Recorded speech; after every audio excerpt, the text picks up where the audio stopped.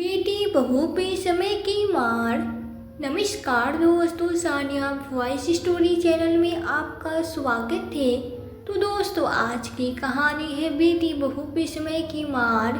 तेज रफ्तार से दौड़ती ट्रेन की खिड़की से बाहर अंधेरा दिख रहा था। बीच बीच में बिजली के खंभे और दूर जलते हुए घरों में टिमटिमाती रोशनी दिखाई देती थी। ट्रेन के डब्बे में ज्यादातर लोग सो चुके थे, लेकिन एक बूढ़े दंपति की आंखों में नींद नहीं थी। रामलाल और सुमित्रा देवी आज बहुत खुश थे। उनका बेटा अजय और बहू पूजा उन्हें तीर्थ यात्रा पर लेकर जा रही थी। सालों बाद बेटे बहू का ऐसा प्रेम देखकर दोनों के दिल गदगद थे। बेटा, तू हमें कहाँ लेकर जा रहा है? रामलाल ने मुस्कुराते हुए पूछा। पापा, बहुत पवित्र जगह है, वहाँ जाने के बाद आपकी सारी तकलीफें खत्म हो जाएगी। अजय ने बिना उनकी आंखों में देखे जवाब दिया। सुमित्रा देवी की बूढ़ी आंखें नम हो गई। उन्होंने पूजा के सर पे हाथ रखा। बहू, तू बहुत भाग्यशाली है जो हमें इतने प्रेम से तीर्थ यात्रा पर ले जा रही है। पूजा हल्के से मुस्कुराई, लेकिन उनकी आंखों में कोई भावना नहीं थी। ट्रेन धीमी होने लगी। अजय उठा और जल्दी से बोला, माँ पापा, ये स्टेशन आ गया, हमें यहाँ उतरना होगा। रामलाल और सुमित्रा देवी अजय और पूजा के पीछे चल दिए। ट्रेन अब लगभग रुक चुकी थी। अब चारों प्लेटफॉर्म पे उतरे। तभी अजय ने जल्दी से पूजा का हाथ पकड़ा और ट्रेन में चढ़ गया। इससे पहले कि रामलाल और कुछ समझ पाते, ट्रेन तेजी से आगे बढ़ गई। अजय अजय, यह क्या कर रही हो? सुमित्रा देवी ने चिल्लाते हुए ट्रेन की ओर भागने की कोशिश की, लेकिन उनकी कमजोर टांगें उनका साथ नहीं दे सकी।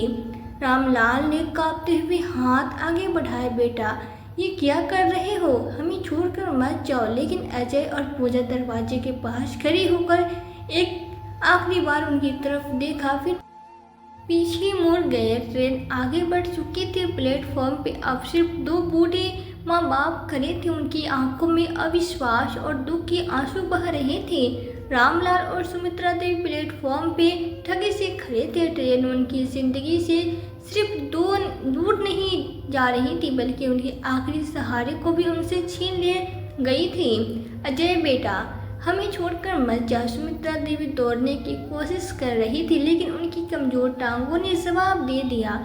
वो वहीं घुटनों के बल गिर पड़ी और फूट फूट के रोने लगी। रामलाल ने उन्हें संभाला, सहारा दिया, लेकिन खुद उनकी आंखों में आंसू बह रहे थे। रात गहरी हो चुकी थी। स्टेशन सुनसान था। दूर कहीं एक कुत्ता भौंक रहा था और ठंडी हवा उनकी बूढ़ी हड्डियों में चुभने लगी थी। हमारे साथ ये क्या हो गया? रामलाल सुमित्रा देवी ने कांपती आवाज में कहा। जिस बेटे को हमने अपने खून पसीने से पाला, अपने जमीन बेचकर बड़ा किया, उसने हमें इस अंधेरे में अकेला छोड़ दिया। रामलाल की आवाज भर आ गई। वह धीरे धीरे प्लेटफॉर्म से बाहर निकले। चारों तरफ घना अंधेरा था। कुछ देर भटकने के बाद उन्हें एक पुराना बस स्टॉप दिखा। वे वहीं एक कोने में बैठ गए।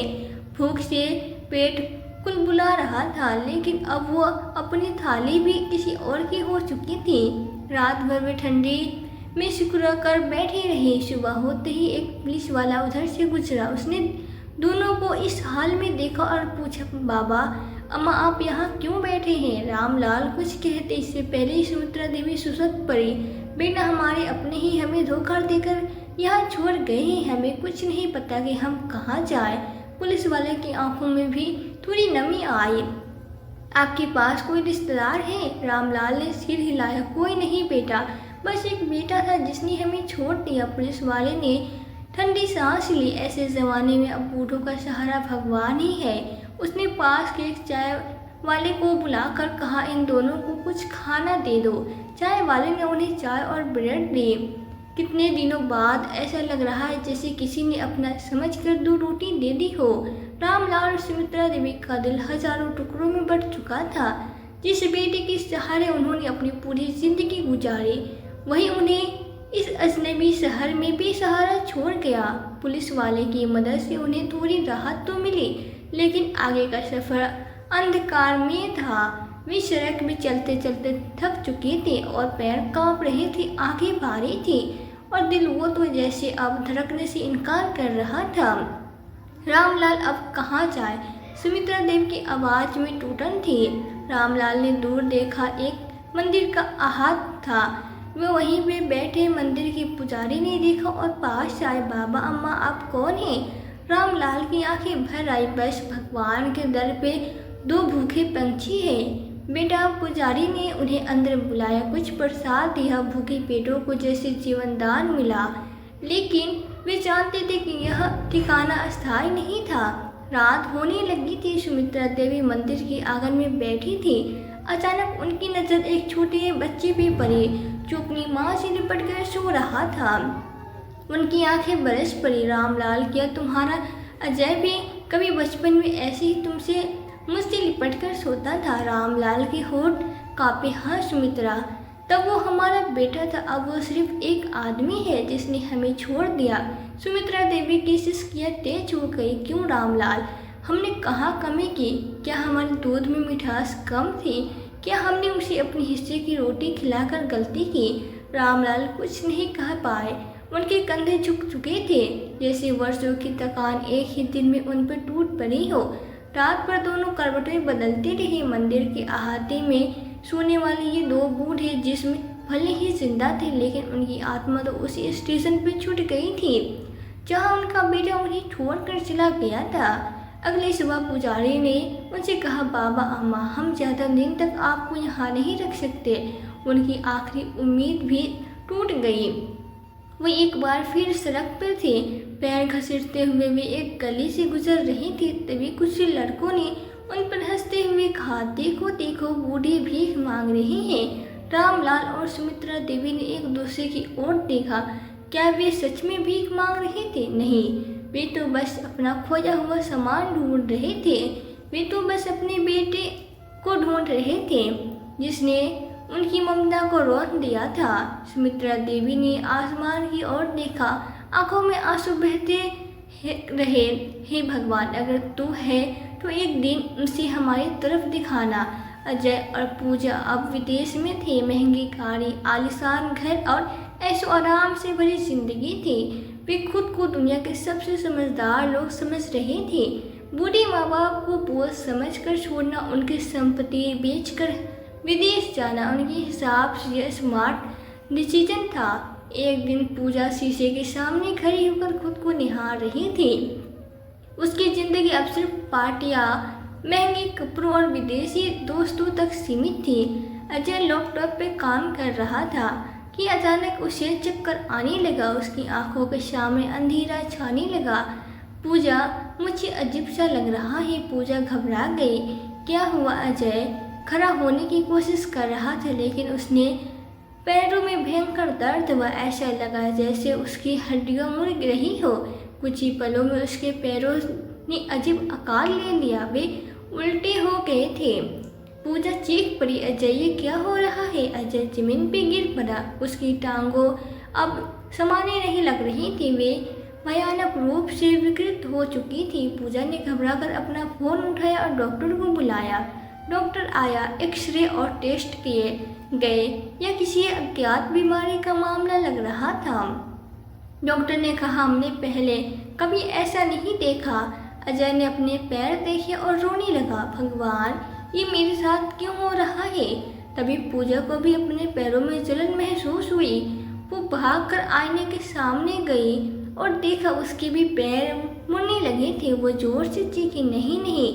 कुछ ही मिनटों में पूजा भी अजीब तरह से विकलांग हो गई। अजय और पूजा अब अपंग थे।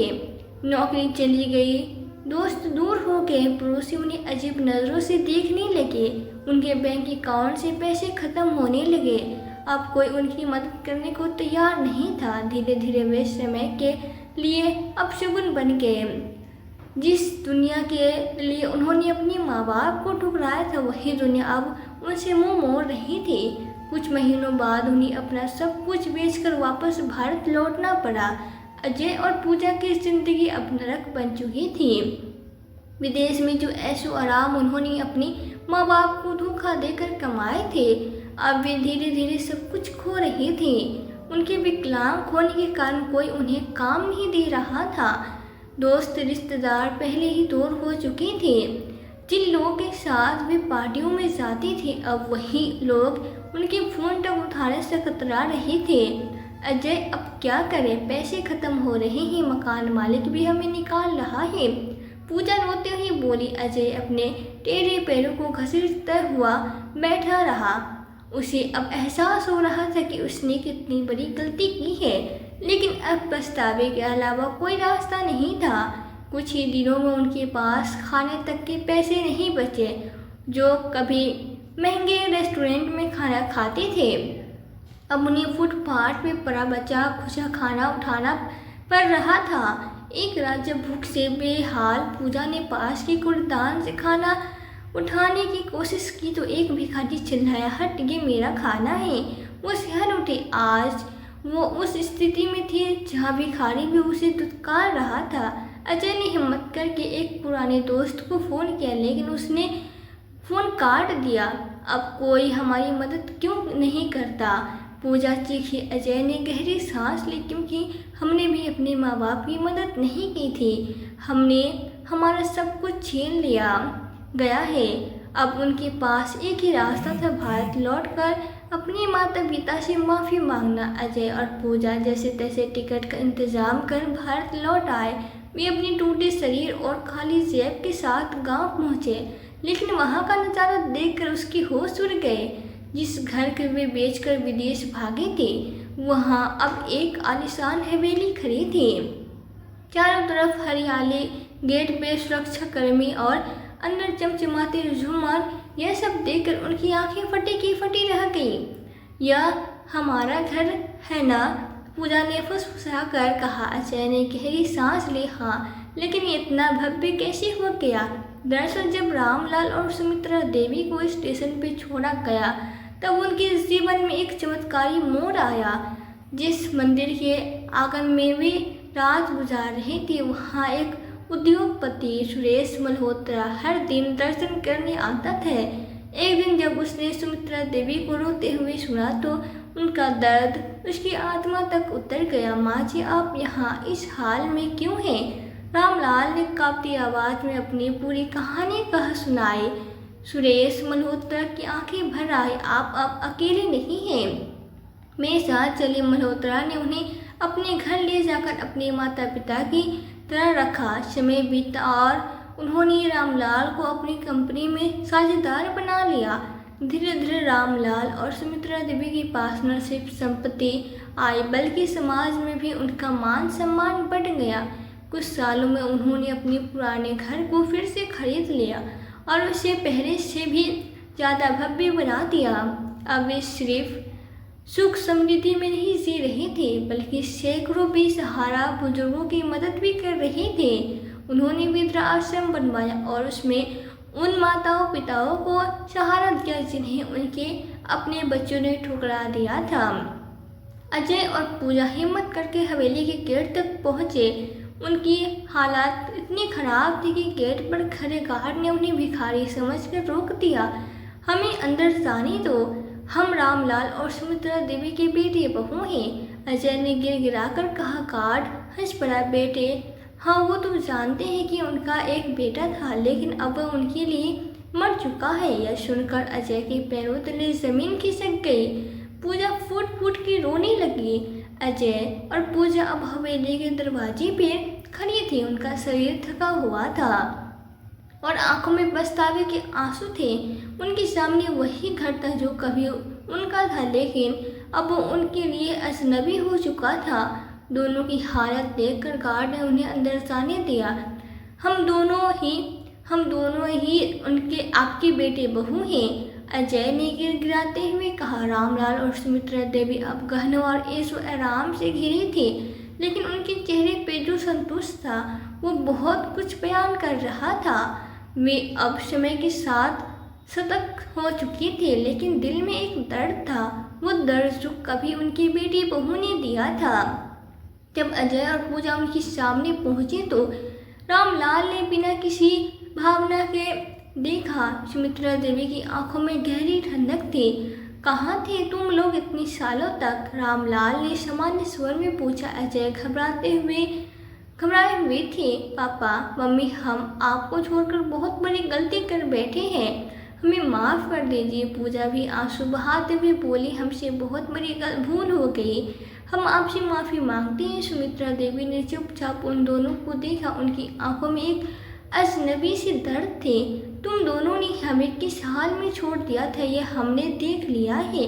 अब तुम्हारी माफ़ी के कोई मायने नहीं है। रामलाल ने गहरी सांस ली और आंखें बंद कर ली। तुम दोनों ने हमें छोड़कर समझा था कि हमारा कुछ नहीं बचा। तुम समझते थे कि तुम हमें भूल कर एक नई जिंदगी जी सकोगे, मगर तुम्हें यह समझ में नहीं आया कि माँ बाप को छोड़ने से कोई जिंदगी नहीं मिलती, वो तो सिर्फ एक फर्ज होता है। अजय और पूजा उनके पैरों में गिर पड़े। पापा मम्मी, हम सचमुच पछता रहे हैं, हमें सज़ा मिलनी चाहिए, लेकिन एक बार हमें माफ़ कर दीजिए, हम सब कुछ बदल देंगे, हम सब कुछ ठीक कर देंगे। लेकिन रामलाल और सुमित्रा देवी ने न सिर्फ उन्हें माफ़ किया, बल्कि कुछ ऐसा किया जिसे अजय और पूजा कभी नहीं भूल सकेंगे। तुम दोनों की सज़ा तो यही है। रामलाल ने कहा कि तुम दोनों को अपनी सज़ा के साथ जीना पड़ेगा। तुम खुद को कभी माफ़ नहीं कर पाओगे, क्योंकि जो तुमने किया वो खुदा भी नहीं माफ़ कर सकता। सुमित्रा देवी ने एक नज़र उन दोनों पर डाली और कहा, हमारे पास अब तुम्हारे लिए कोई जगह नहीं है, तुम्हारी ज़िंदगी तुम्हारी सज़ा है। भगवान से प्रार्थना करो कि वो तुम्हें समझ दे। अजय अब पूजा की आंखों में अब कोई उम्मीद नहीं थी। उनका सर झुक चुका था और वे अब एक नई सज़ा का सामना कर रहे थे। अपने ही किए गए कृत्य के एहसास को शोक अजय और पूजा के जीवन में अब खालीपन था। वो खालीपन जो हर गलती के बाद इंसान को अपनी आत्मा में महसूस होता है। जिन सपनों को उन्होंने अपनी आंखों में पाला था, वही अब उनके सबसे बड़े दुख का कारण बन गए थे। उनकी जिंदगी अब उस अंधेरे में ढल चुकी थी जिसमें वे खुद को फंसा हुआ महसूस कर रहे थे। हफ्तों तक वे एक दूसरे से बात भी नहीं करते थे।